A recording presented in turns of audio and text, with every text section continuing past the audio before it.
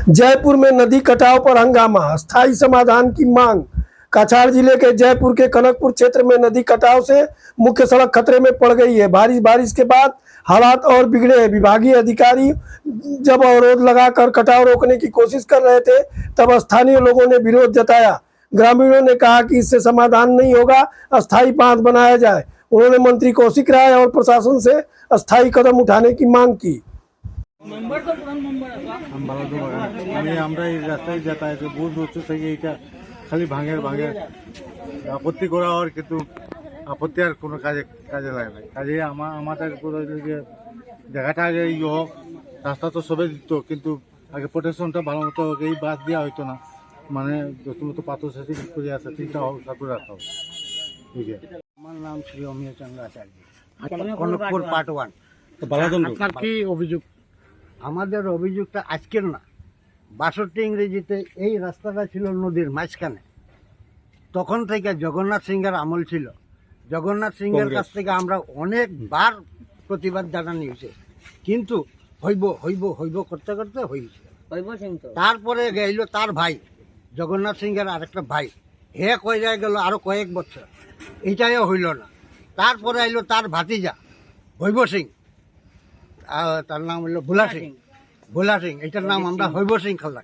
হইব করতে করতে তার জিন্দগিটাই শেষ, এখনো আর কিছু হইল না। তাই আপত্তিটা আমাদের আজকের না, অনেক দিন পুরানা আপত্তি।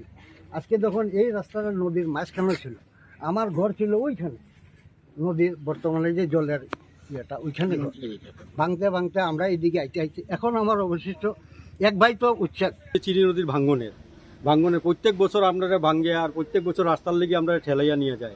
এই যে আজকে দেখুন ঘর বাড়ি নাই, থাকার জায়গা নাই আমরার। আর এই মেমোরেন্ডটা আমরা আগামী 6 মাস আগে আমরা কৌশিকায় মহাশয়ের কাছে দিছিলাম, এখানে করিয়া তাই আমরা আশা দিছিলা যে আমরা এই কাজটা করব কইয়া। কিন্তু আজকে দেখা যায় ওই যে জেসিপিএ এক হাত বাস গাড়িয়া আর এই যে নদীর ভাঙ্গনের রোধ করে। কিন্তু এটা কি সম্ভব অত বড় ভাঙ্গনের?